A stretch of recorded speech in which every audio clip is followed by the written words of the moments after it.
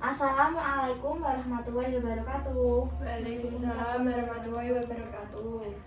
Senang sekali pada siang hari ini bisa berkumpul dengan teman-teman semua dengan keadaan sehat walafiat di rumah Mbak Naiswa di Desa Sukoharjo, Jember.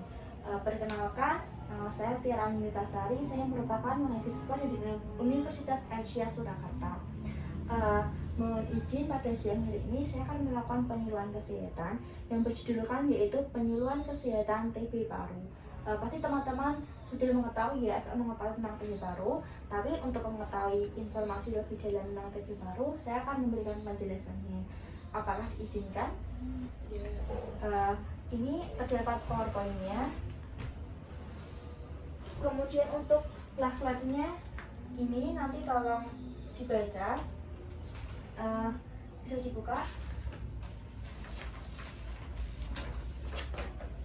Ini ya.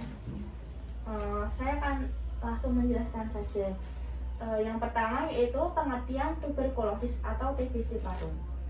Penyakit infeksi yang disebabkan oleh kuman Mycobacterium tuberculosis yang menyerang paru-paru dan bronkus. TBC paru tergolong penyakit airborne infection yang masuk ke dalam tubuh manusia melalui udara pernafasan ke dalam paru-paru. Kemudian kuman menyebar dari paru-paru ke bagian tubuh lainnya melalui sistem peredaran darah, sistem saluran limfo, atau melalui bronkus atau penyebaran langsung ke bagian tubuh lainnya. Widianto Tribowo tahun 2013. Tuberkulosis adalah suatu penyakit infeksi kronis yang sudah sangat lama dikenal pada manusia. Misalnya, dia dihubungkan dengan tempat tinggal di daerah urban, lingkungan yang padat, dibuktikan dengan adanya penemuan kerusakan tulang, vertebra, otot yang khas TBC dari kerangka yang digali di Heidelberg dari kuburan zaman Neolitikum. Begitu juga penemuan yang berasal dari mumi dan ukiran dinding piramid di Mesir kuno pada tahun 2000 sampai tahun 2004 sampai tahun 4000 sebelum Masehi. Hippocrates dapat memperkenalkan sebuah terminologi yang diangkat dari bahasa Yunani yang menggambarkan tampilan penyakit TBC menurut Sudoyo Dekara tahun 2010. Kemudian proses penularan TBC ada 4. Yang pertama yaitu sumber penularan adalah pasien TBC BTA positif melalui percik relik darah yang dikeluarkan. Namun bukan berarti bahwa setiap pasien TBC dengan hasil pemeriksaan BTA negatif tidak mengandung kuman dalam darahnya. Hal tersebut bisa saja terjadi oleh karena jumlah kuman yang terkandung dalam uji lebih dari 5.000 kuman atau DH sehingga sulit dideteksi melalui pemeriksaan mikroskop langsung. Yang kedua yaitu pasien TBC dengan BTA negatif juga masih memiliki kemampuan menularkan penyakit TBC. Tingkat penularan pasien TBC BTA positif adalah 65%. Kemudian selanjutnya yaitu infeksi akan terjadi apabila orang lain menghirup udara yang mengandung percik relik darah dan infeksi tersebut. Yang selanjutnya yaitu pada waktu batuk atau bersin, pasien menyebarkan kuman ke udara dalam bentuk percikan darah atau droplet nuklea atau percik klinik. Sekali batuk dapat menghasilkan sekitar 3.000 percikan darah. Lingkungan hidup yang sangat padat dan pemukiman di wilayah perkotaan yang kurang memenuhi persyaratan kemungkinan besar telah mempermudah proses penularan, berperan sekali atas peningkatan jumlah kasus TBC. Kemudian ada tanda dan gejalanya. Untuk tanda dan gejalanya itu ada 2, tanda gejala untuk umum dan tanda gejala khusus. Untuk umum yaitu batuk-batuk selama lebih dari 3 minggu dapat disertai dengan darah. Jadi itu umum ya. Untuk batuk-batuk dalam waktu 3 hari itu disertai dengan darah itu gejala umum. Kemudian demam tidak terlalu tinggi berlangsung lama. Biasanya dirasakan malam hari disertai keringat malam.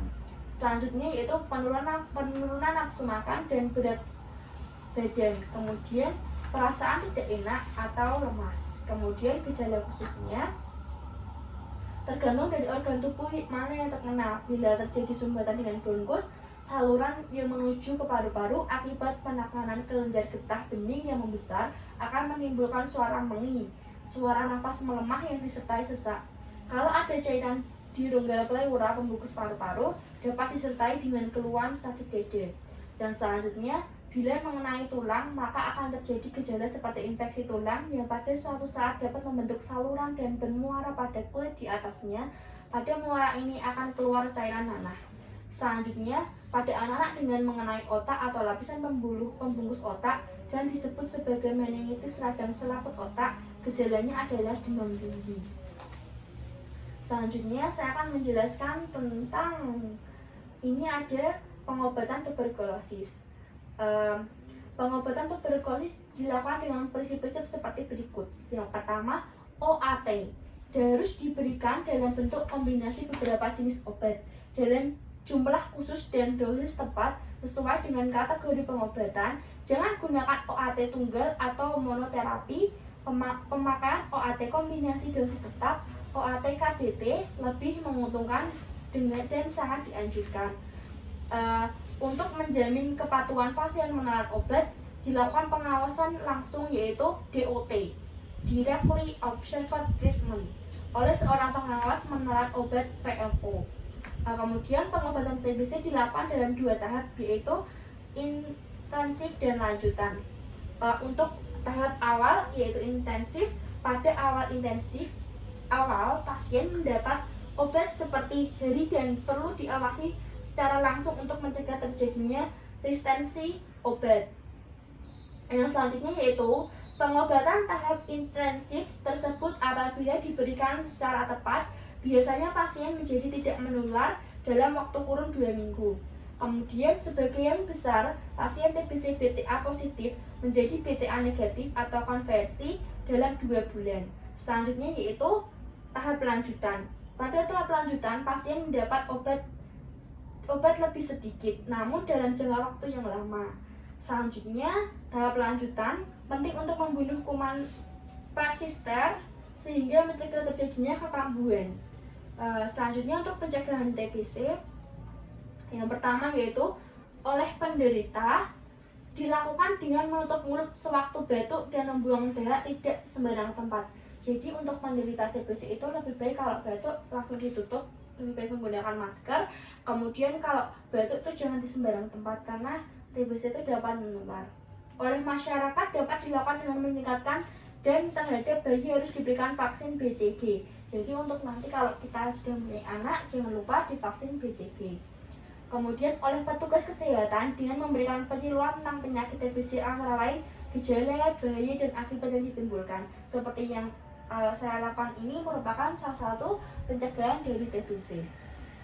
Kemudian isolasi. Pemeriksaan kepada orang-orang terinfeksi, pengobatan khusus TBC.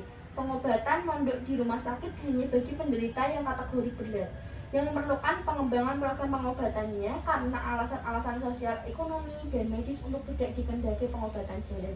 Kemudian desinfeksi, cuci tangan dan tata rumah tangga keberhasilan yang ketat. Perlu diperhatikan khusus terhadap muntahan dan ludah, piring, tempat tidur, pakaian, ventilasi rumah, dan sinar matahari yang cukup. Kemudian imunisasi orang-orang kontak, tindakan pencegahan bagi orang-orang sangat dekat, contohnya keluarga, perawat, dokter, petugas kesehatan lainnya, dan lainnya yang terindikasinya dengan vaksin BCG dan tidak lanjut bagi yang positif tertular. Kemudian untuk penyelidikan orang-orang kontak, tuberkulin test bagi seluruh anggota keluarga dengan foto ronsen yang bereaksi positif. Apabila cara-cara ini negatif, perlu diulang pemeriksaan tiap bulan selama 3 bulan, perlu menyediakan intensif. Kemudian pengobatan khusus, penderita dengan TBC aktif perlu pengobatan yang tepat, obat-obat kombinasi yang ditetapkan oleh dokter, minum dengan tekun dan teratur, waktu yang lama 6 atau 12 bulan. Kemudian untuk tindakan pencegahannya, yang pertama, status sosial ekonomi yang rendah merupakan faktor menjadi sakit seperti kepadatan hunian dengan peningkatan pendidikan kesehatan. Selanjutnya, tersedia sarana-sarana kedokteran, pemeriksaan penderita, kontak atau surveillance gambas, Sering dilaporkan pemeriksaan dan pengobatan dini bagi penderita kontak suspek perawatan. Selanjutnya, pengobatan preventif diartikan sebagai tindakan keperawatan terhadap penyakit inaktif dengan pemberian INH atau isoniazid sebagai pencegahan, kemudian BCG. Vaksin diberikan pertama-tama dengan bayi dan dengan perlindungan bagi ibu dan keluarganya. Memberantas penyakit TBC pada pemerah air susu dan tukang potong sapi dan pasteurisasi air susu. Kemudian tindakan mencegah bahaya penyakit pada paru kronis karena menghirup udara yang tercemar, debu pada pekerja tambang, pekerja semen dan sebagainya. Kemudian pemeriksaan bakteriologis dahak pada orang dengan gejala TBC paru. Kemudian pemeriksaan screening dengan tuberkulitis pada kelompok berisiko tinggi seperti para emigran, orang-orang kontak dengan penderita, petugas di rumah sakit atau petugas guru di sekolah, petugas foto ronsen. Pemeriksaan foto ronsen pada orang-orang positif dari hasil pemeriksaan tuberkulosis test. Ini merupakan dari Hismawi tahun 2004. Apakah ada yang ingin ditanyakan? Untuk gejala dari TBC apa saja ya, Mbak? Gejala dari TBC ya, baik. Tadi gejala TBC itu ada dua. Dibedakan menjadi dua maksud saya, ada yang untuk umum dan ada yang untuk khusus. Yang umum yaitu batuk-batuk lebih dari 3 minggu disertai dengan darah. Jadi hati-hati dengan orang yang batuk-batuk selama 3 minggu dan disertai darah, itu gejala umumnya. Kemudian demam tidak terlalu tinggi namun berlangsung lama. Untuk penurunan nafsu makan dan berat badan, kemudian perasaan tidak enak. Gejala khususnya tergantung dari organ mana tubuh yang terkena. Bila terjadi sumbatan sebagai bronkus atau saluran yang menuju ke paru-paru akibat penekanan kelenjar getah bening yang membesar, akan menimbulkan suara mengingi atau suara nafas melemah disertai sesak. Kalau ada cairan di rongga pleura atau pembungkus paru-paru, dapat disertai dengan keluhan sakit dada. Bila mengenai tulang, maka akan terjadi gejala seperti infeksi tulang yang pada suatu saat akan menimbulkan saluran dan bermuara pada kulit di atasnya. Pada muara ini akan keluar cairan nanah. Kemudian pada anak-anak dapat mengenai otak, lapisan pembungkus otak dan disebut sebagai meningitis, radang selaput otak. Gejalanya akan demam tinggi, adanya penurunan kesadaran dan kejang-kejang. Apakah sudah paham? Sudah. Baik, waktunya sudah selesai. Saya menerangkan tentang tadi TB paru. Ada yang masih ingat tidak tentang pengertian TB? Ingat ya, pasti ya. Gejalanya nanti sudah saya jelaskan juga. Terima kasih untuk waktunya pada siang hari ini. Semoga bermanfaat untuk kita semua. Semoga informasi ini menjadi ilmu yang bertambah untuk kita semua. Akhir kata, mohon maaf jika saya banyak salah. Assalamualaikum warahmatullahi wabarakatuh. Waalaikumsalam warahmatullahi wabarakatuh.